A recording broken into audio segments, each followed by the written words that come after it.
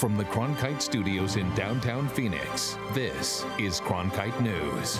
With one of Arizona's senators leaving and another wanting to leave, there's a chance that Arizona could be sending 2 freshman senators to Washington in January. What that means for our state's influence in Congress. Republican governors from across the country held their annual conference in Scottsdale. We talked to them about border security and other issues tonight. And early onset Alzheimer's is on the rise, but financial support and knowledge isn't. We talked to people who have been diagnosed. Cronkite News starts now. Good evening and welcome to Cronkite News on Arizona PBS. I'm Samantha Lomibao. And I'm John Cardinelli. Thank you for joining us. President Trump's former attorney, Michael Cohen, has pleaded guilty to making false statements to Congress in 2017. Cohen admitted to lying to the U.S. Senate Intelligence Committee about plans to build a Trump Tower in Moscow, Russia. The charge to which he pleaded carries a maximum sentence of 5 years in prison, a maximum fine of $250,000, and supervised release of no more than 3 years. President Trump commented on Cohen's plea deal. He's a weak person. And by being weak, unlike other people that you watch, he's a weak person, and what he's trying to do is get a reduced sentence. So he's lying about a project that everybody knew about. Cohen's sentencing has been set for December 12th. Just hours after Cohen's plea, President Trump abruptly announced he would be canceling his meeting with Russian leader Vladimir Putin, citing Russia's seizure of Ukrainian vessels. Trump tweeted, based on the fact that the ships and sailors have not been returned to Ukraine from Russia, I have decided it would be best for all parties concerned to cancel my previously scheduled meeting in Argentina with President Vladimir Putin. I look forward to a meaningful summit again as soon as the situation is resolved. This wasn't the only formal meeting the White House canceled today. They also chose not to go through with meetings with countries South Korea and Turkey as well. Trump departed to the G20 summit in Argentina today. Trump will still speak to all leaders attending as a whole during the summit. The Senate Judiciary Committee canceled its vote today on more than 20 federal judge nominations because of Arizona's own Senator Jeff Flake. Flake has been in a standoff with top Republican leaders over special counsel Robert Mueller's protection.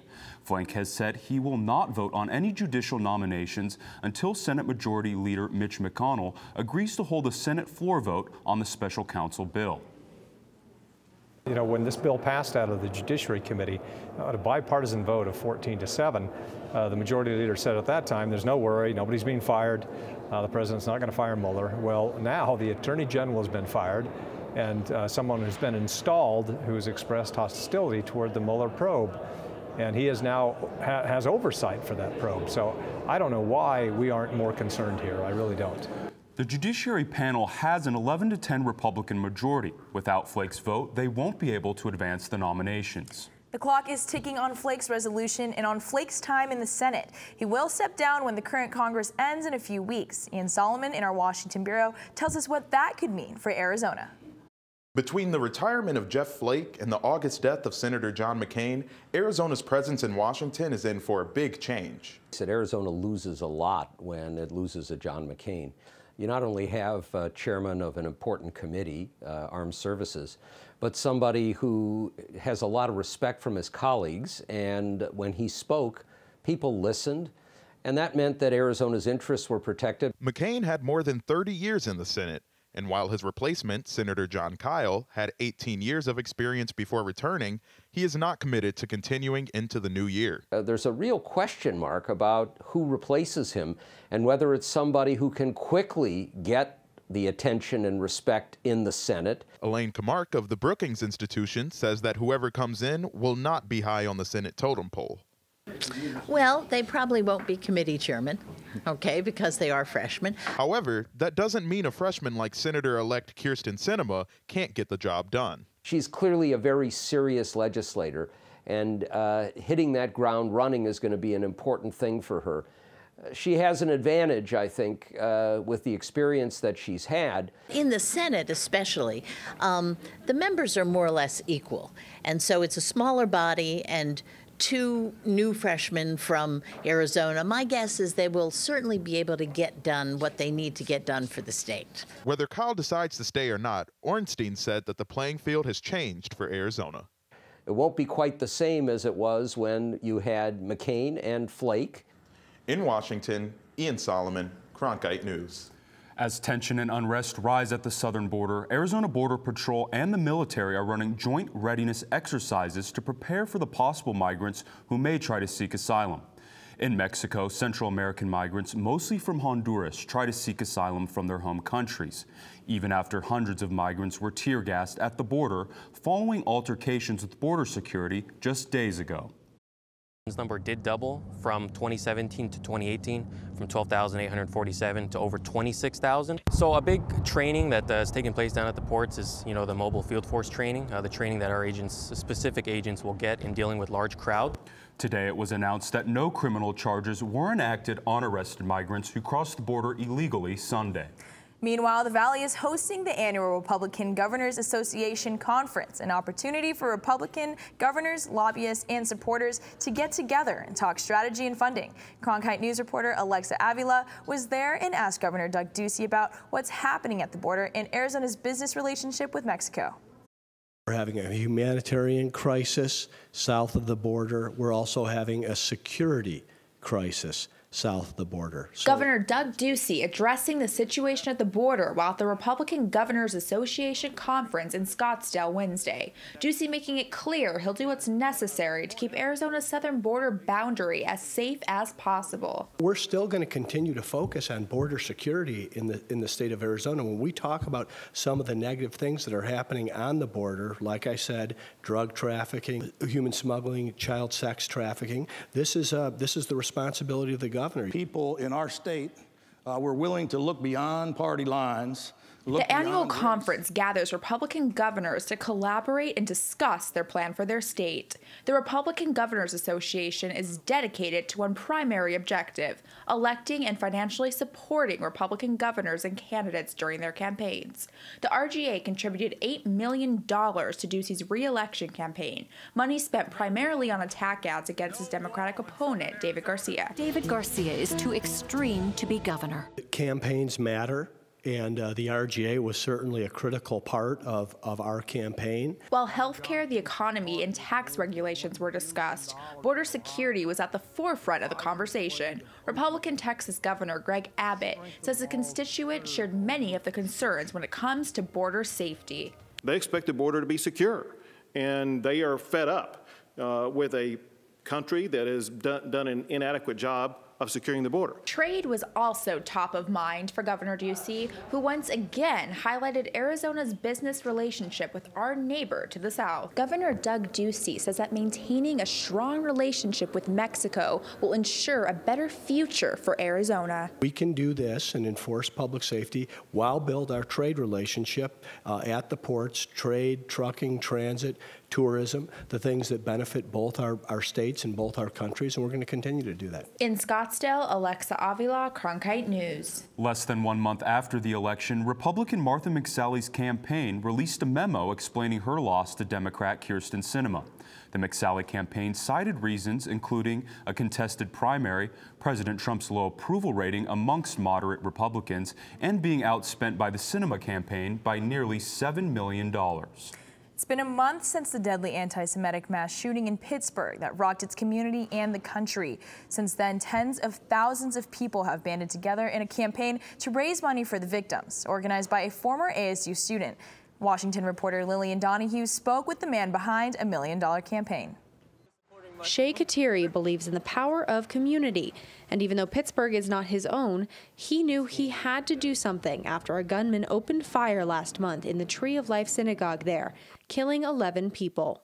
I thought to myself that if I set up a GoFundMe, there's nothing to lose from doing it, but if it raises $500 or $700, it's still a little money, better than nothing. It turned out to be a lot better than nothing. People from around the world poured $1.2 million into the GoFundMe account Kateri set up for those affected. It was a light in the darkness of a lot of challenging days that we had, to see that people would reach out to the way they had and help us when we were busy dealing with funerals and the losses that we had.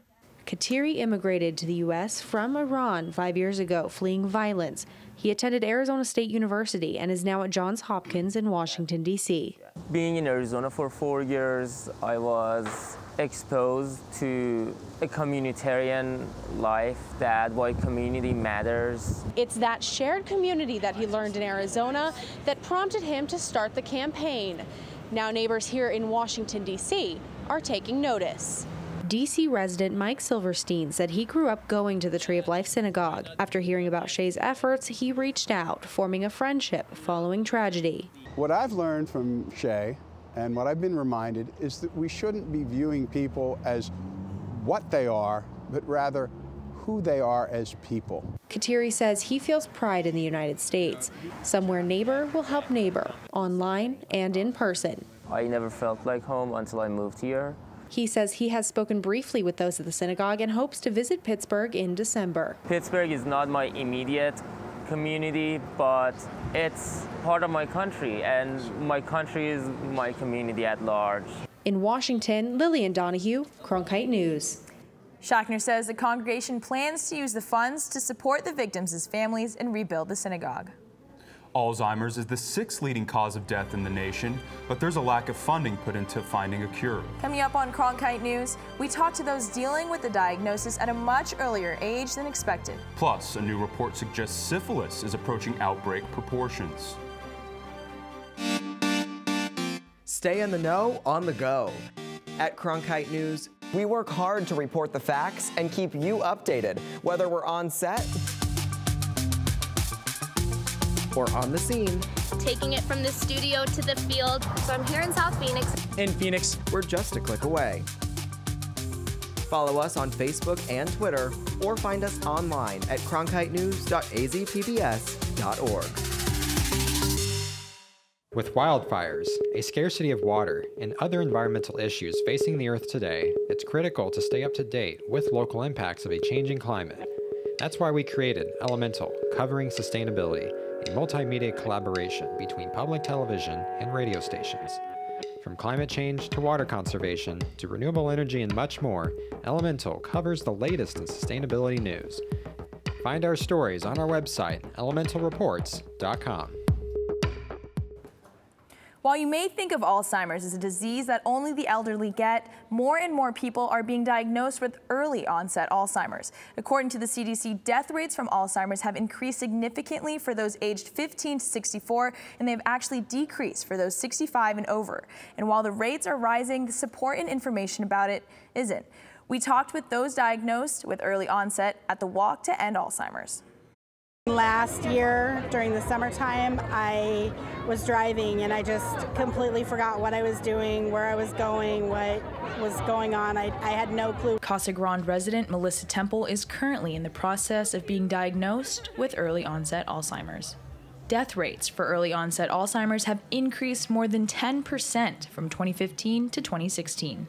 First of all, the younger onset isn't understood very well, and I would really love more research into the younger, the earlier onset Alzheimer's, because there's a lot of stigma to it. And when I tell people that I suspect I have it, and they're working on diagnosing me with it, they're like, you can't, you're too young. Temple's mother and grandmother were both diagnosed with Alzheimer's. I've been working as a CNA my whole adult working life with Alzheimer's and dementia people, plus taking care of my grandmother and my mom, so I know what I'm in for.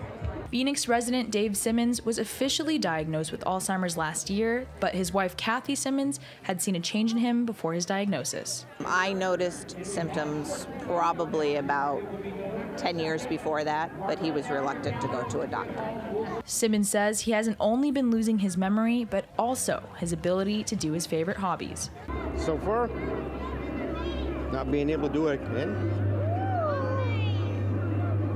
I used to deer hunt. Can't. Simmons says that the lack of attention to early onset Alzheimer's is a problem. It's not just in the elderly. I mean, when I started noticing it in Dave, he was in his 50s. You know, so you have to understand that it's not just older people. There's many people out there. Phoenix resident Lisa Serino was diagnosed 2 years ago with early onset Alzheimer's. She and her boyfriend say they are frustrated with the lack of information provided for this type of the disease. Lisa's 60 years old, I'm 55, and there's simply not enough information or support groups for people that are suffering from Alzheimer's that are under 65 years of age. Alzheimer's is much more than memory loss. It changes your entire life. For me, the hardest part is I can't cook anymore. And I was a good cook before I got this. Sereno says she wants to see a change. To have people recognize it, it's real, and that's it. In the United States, up to 5% of more than 5 million Americans have early onset Alzheimer's. There is currently a statewide outbreak of syphilis in Arizona. Reporter Tanaya Williamson found out ways that medical professionals are working to keep the disease from spreading. The state of Arizona is currently facing an outbreak of syphilis. The sexually transmitted disease can be treated, but oftentimes can go unnoticed by those who have it. It is known as the great imitator, and a lot of times people may not even know or have signs that they're infected at certain times during the infection. That's why it's really important for them to have those conversations with their healthcare provider so that they can be tested for STDs when it's appropriate and at regular intervals. Since January of this year, the Department of Health Services says more than 600 cases of women having syphilis have been recorded. Women who are pregnant run the risk of passing the disease to their babies. What was also concerning is the number of babies that were being born infected with syphilis. We had over 100% increase from last year in the number of deaths. We've had over 40 cases of congenital syphilis, and 8 of those have died. And compared to the numbers that we saw last year, that is a vast increase. The Arizona Department of Health Services recommends that people use condoms during every sexual encounter, reduce their number of sexual partners, and to get tested regularly for STDs. Having those candid conversations with their healthcare providers and making sure that if they do identify an infection and they receive treatment, to complete treatment. In Phoenix, Tanaya Williamson, Cronkite News. Early detection and treatment can be extremely helpful in preventing lifelong health problems and death. The cool weather here in the valley makes it perfect for being outside. Coming up on Cronkite News, find out what the Tempe Police Department is doing to make public parks safer for the community this fall. We're going to have some rain coming up tonight and this weekend, so get ready for that. I'll have more after the break.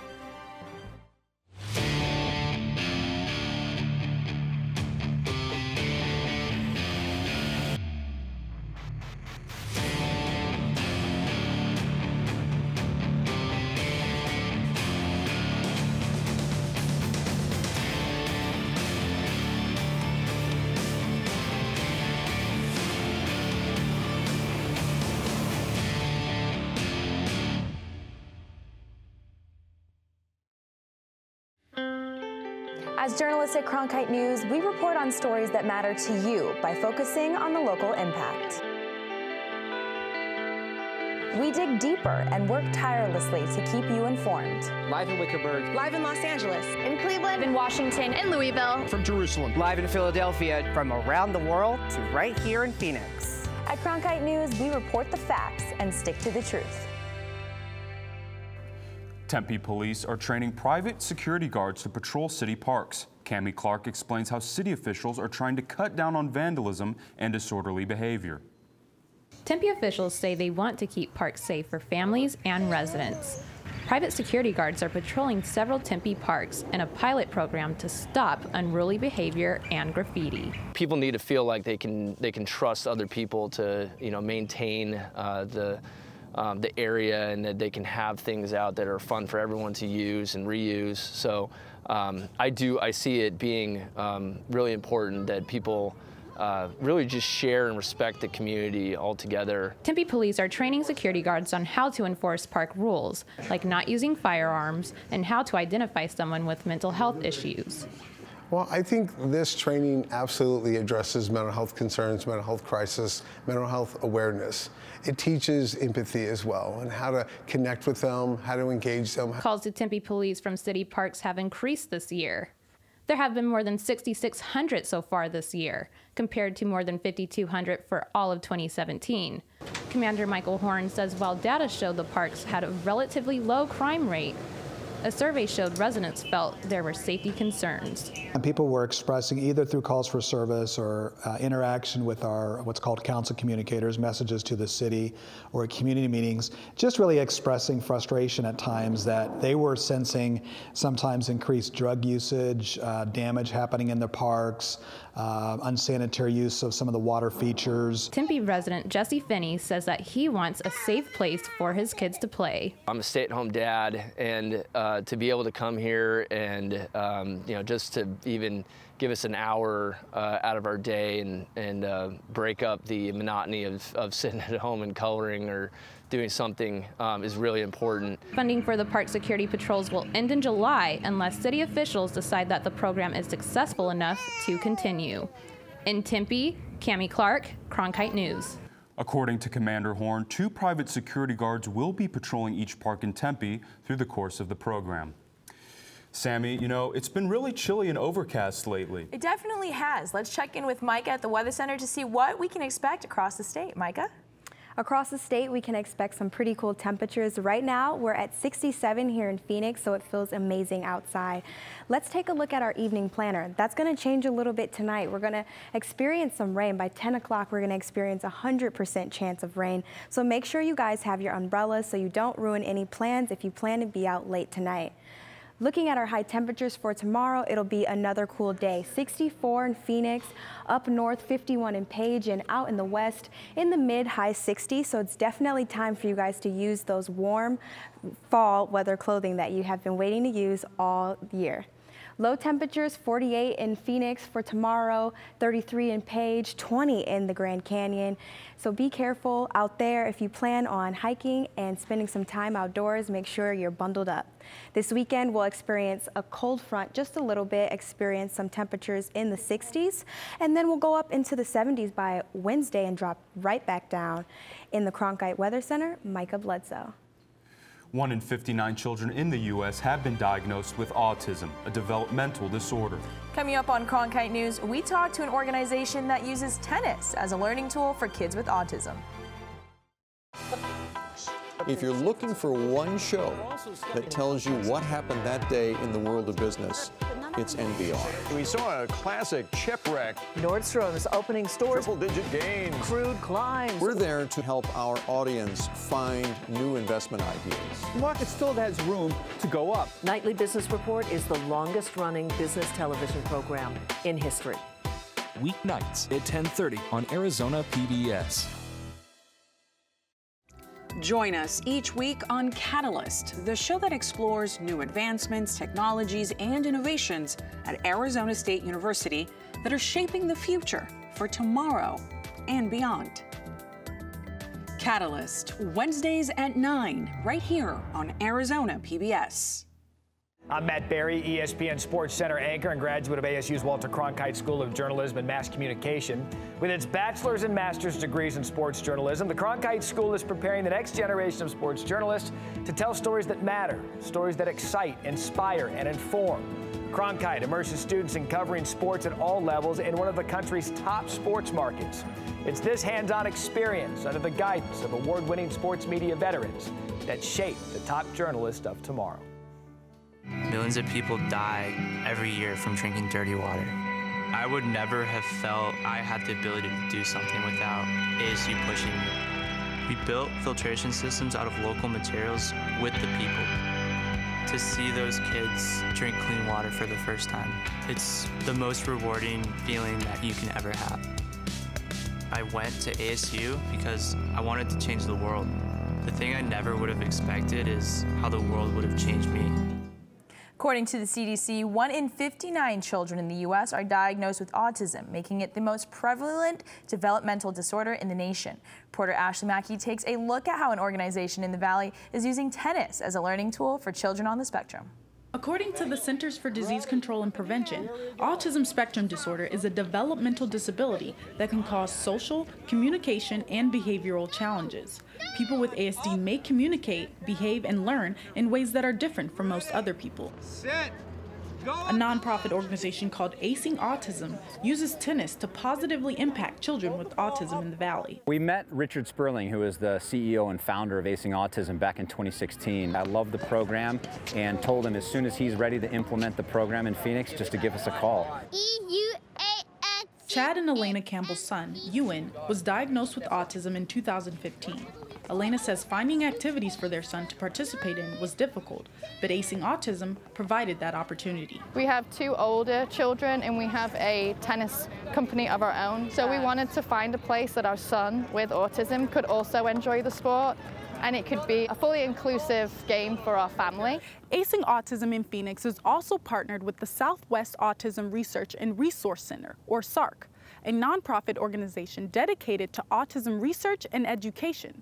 SARC has sent out certified therapists to come and teach the coaches and volunteers best practices, strategies, and techniques when working with kids with autism. Well, Acing Autism's curriculum was built for children on the autism spectrum. The whole idea is to create language and communication opportunities for the children.